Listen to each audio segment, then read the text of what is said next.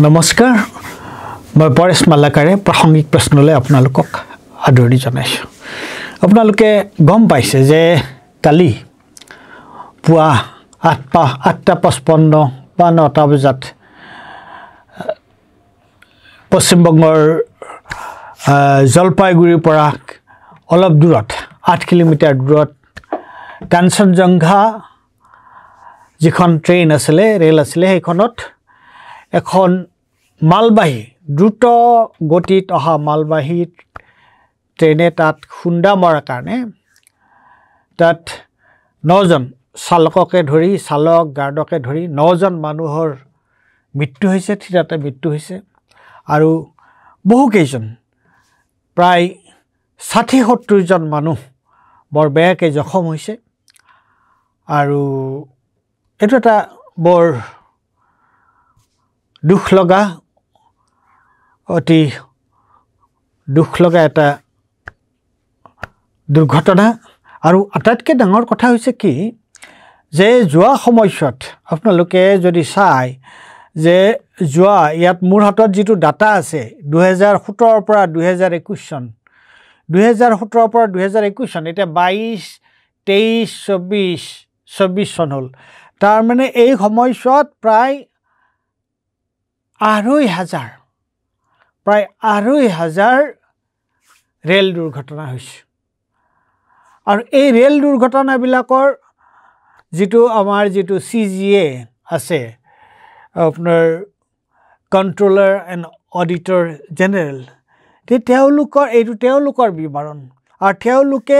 তেওঁলোকে কৈছে কি কাৰণে এই ৰেল দুৰ্ঘটনাবোৰ হৈ থাকে তাৰ কেইটামান হৈছে মই মূল যেকেইটা কথা সেইকেইটা হৈছে যে ৰেল চলাচল কৰা যিটো ট্ৰেক ৰেল লাইন এই ৰেল লাইন মেৰামতি কৰিব লাগে মেইনটেনেন্সটো তাৰ সঠিক হৈ থাকিব লাগে এক নম্বৰ হৈছে সেইটো যে যিটো পথেৰে যিটো যে ৰেল ট্ৰেকেৰে ৰেলখন অহা যোৱা কৰে ৰেল গাড়ী সেইটো ভাল মেৰামতি হৈ থাকিব তাৰ মেইনটেনেন্সটো তাৰ মেৰামতি যাতে ভালদৰে হৈ থাকে এক তাৰ পিছত আৰু এতিয়া আমাৰ কি হৈছে যে আমাৰ নতুন প্ৰযুক্তি আহিছে যে ট্ৰেইনৰ মালবাহী ট্ৰেইনে হওক বা যাত্ৰীবাহী ট্ৰেইনে হওক ট্ৰেইনৰ গতি নিয়ন্ত্ৰণ কৰা তাক কোনখন ট্ৰেইন কেতিয়া আহি পাব কোনখন ট্ৰেইন কেতিয়া যাব এই গতি নিয়ন্ত্ৰণ কৰা যিটো পদ্ধতি তাত প্ৰযুক্তি নিয়োগ কৰা হৈছে কিন্তু বহু সময়ত দেখা যায় যে এই প্ৰযুক্তি আউপুৰণি সময়ৰ যিটো দাবী বৰ্তমান যিমান ট্ৰেইন চলাচল কৰিছে তাৰ দাবী মতে সেই বস্তুটো তেনেকুৱা ধৰণৰ তাক আপডেট কৰা হোৱা নাই তাক তেনেকুৱাকৈ তাক উন্নত কৰা হোৱা নাই গতিকে সেইটো এটা কথা আৰু এই সময়ছোৱাত ভিতৰত যিবোৰ ৰেলৰ যিবোৰ এক্সিডেণ্ট হৈছে সেইকাৰণে তেওঁলোকে এই কথাটো কৈছে বাৰে এই কথাটো ওলাই আহিছে এই যিবোৰ দুৰ্ঘটনাৰ পিছত যেতিয়া যিবোৰ অনুসন্ধান কৰা হয় যে কি কাৰণে দুৰ্ঘটনাটো হ'ল তাৰ মূল কাৰণ হৈছে এটা হ'ল ৰেল ট্ৰেকৰ যি পথেৰে যি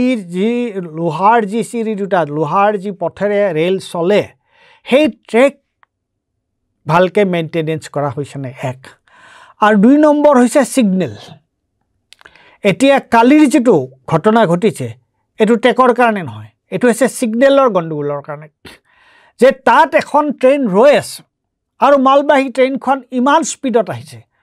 আৰু এতিয়া গম পোৱা গৈছে যে মালবাহী ট্ৰেইনখনৰ যিটো স্পীড সেই স্পীডটো তাৰ যিটো স্পীডত থাকিবলৈ তাতকৈ বহুত বেছি স্পীডত সেই মালবাহী ট্ৰেইনখন আহিছিলে এতিয়া প্ৰশ্নটো হ'ল যে কিয় এই ধৰণৰ যিবোৰ দুৰ্ঘটনা সৌখিনা আমি গম পাইছিলোঁ যে উৰিষ্যাত কেনেকুৱা ধৰণৰ এটা ভয়ানক দুৰ্ঘটনা হৈছিলে কিমান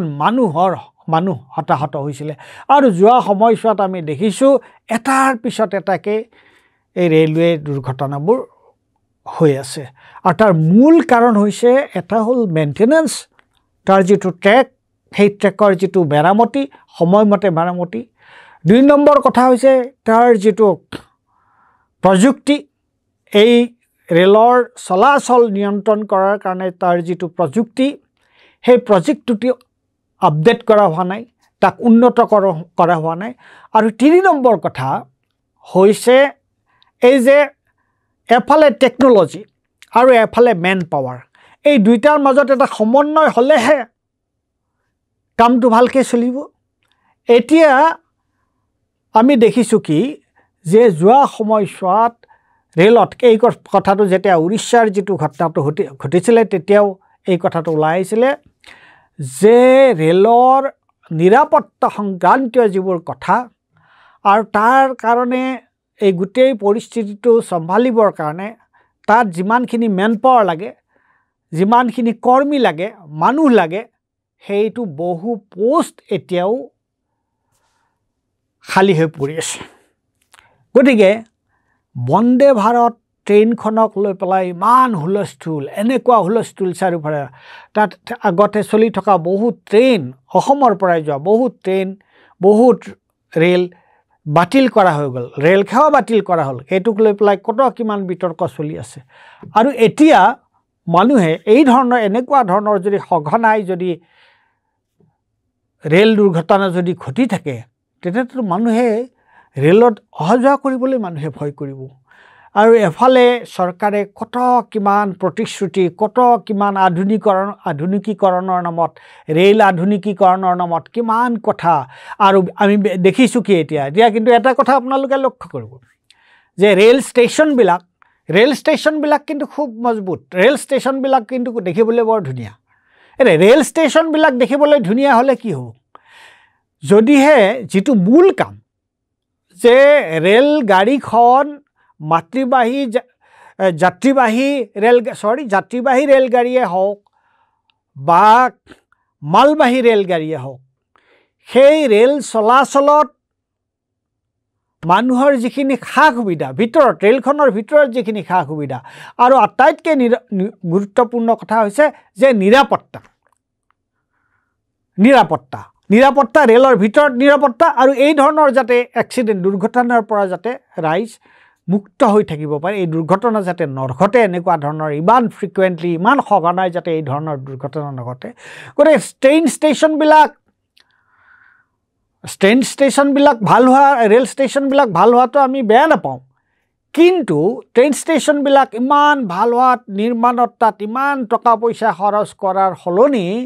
তেওঁলোকে ট্ৰেক মেইনটেনেন্স, ৰেলৱে পথৰ মেৰামতি, তাৰপিছত প্ৰযুক্তি উন্নতকৰণ আৰু ৰেলত খালী হৈ পৰি থকা যিটো পদবী, সেই পদবীৰ পূৰণ কিয় নকৰে? মূল কথাটো হৈছে সেইটোৱে যে ৰেল এটা এনেকুৱা, আমাৰ সমগ্ৰ ভাৰতবৰ্ষত ৰেল সেৱাটো এটা এনেকুৱা গুৰুত্বপূৰ্ণ সেৱা, আৰু তাত এতিয়া তেওঁলোকেতো তাত প্ৰাইভেটাইজেশ্যন কৰিব ধৰিছে, ব্যক্তিগতকৰণ কৰিব ধৰিছে। তো ব্যক্তিগতকৰণ কৰি যদি এই ধৰণৰ অৱস্থা হয়, আপোনালোকে কিছুদিন আগতে দেখা পাইছিলে যে গুৱাহাটী যিটো বিমানবন্দৰ, সেই বিমানবন্দৰটোক আদানীক দিয়া হৈছে। আৰু কি হৈছে, তাতে বৰষুণ পৰাৰ কাৰণে বৰষুণৰ পানী তাৰ চিলিঙেৰে মুধচৰে পৰি কেনেকুৱা ধৰণৰ এটা অৱস্থাৰ সৃষ্টি কৰিছিল। গতিকে এতিয়া এই যিটো ব্যক্তিগতকৰণ, নিজীকৰণ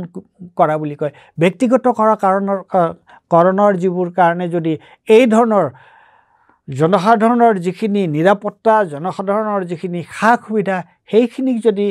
একেবাৰে গুৰুত্ব দিয়া নহয়, আৰু এনেকুৱাকৈ যদি তাৰ প্ৰযুক্তিৰ লগত মানুহৰ যিটো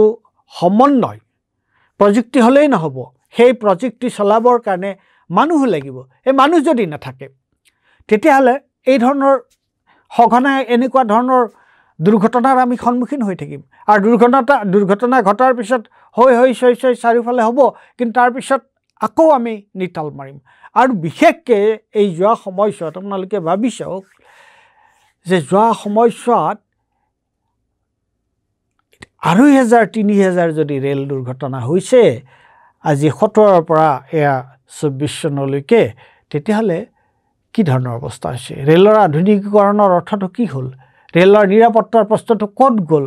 ৰেল ট্ৰেকৰ মেৰামতিৰ কথাটো ক'ত গ'ল? প্ৰযুক্তিৰ উন্নতি কৰাৰ কথাটো ক'ত গ'ল এনে বন্দে ভাৰত ৰেল কেইখনমান চলালেই একেবাৰে চকুত চাট মাৰি ধৰা বন্দে ভাৰত ৰেল কেইখনমান চলালেতো নহ'ব সাধাৰণ যিবোৰ মানুহে দৈনিক ৰেলত অহা যোৱা কৰে তেওঁলোকে সাধাৰণ শ্ৰেণীত অহা যোৱা কৰে তেওঁলোকে যিবোৰ কম দূৰত্বৰে হওক দীঘলীয়া দূৰত্বৰে হওক ৰেলত যিটো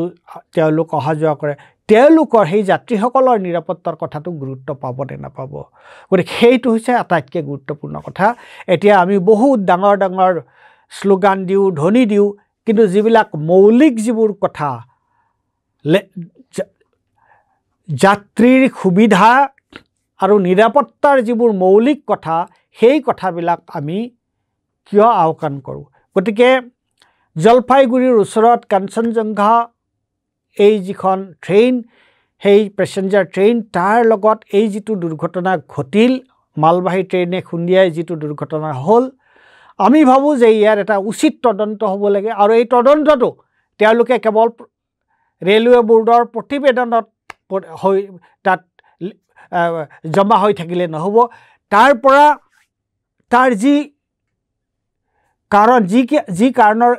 যিবিলাক ভুল ত্ৰুটিৰ কাৰণে এই ধৰণৰ এটা দুৰ্ঘটনা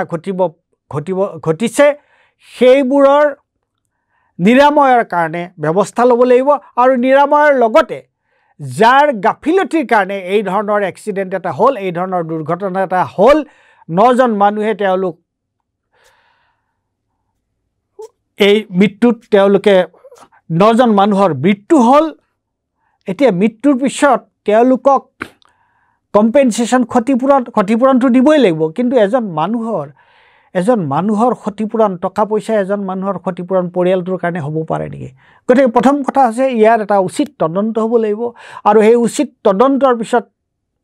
কি কাৰণে এই দুৰ্ঘটনাটো ঘটিল এপাৰেণ্টলি কোৱা হৈছে যে সিগনেলৰ বিসংগতিৰ কাৰণে কিন্তু সেইটো আৰু ডিপলৈ যাব লাগিব আৰু গভীৰলৈ যাব লাগিব এইটো বিচাৰি উলিয়াব লাগিব আৰু যিসকল দুখী তেওঁলোকৰ উচিত শাস্তি হ'ব লাগিব আৰু ভৱিষ্যতলৈ যাতে এই ধৰণৰ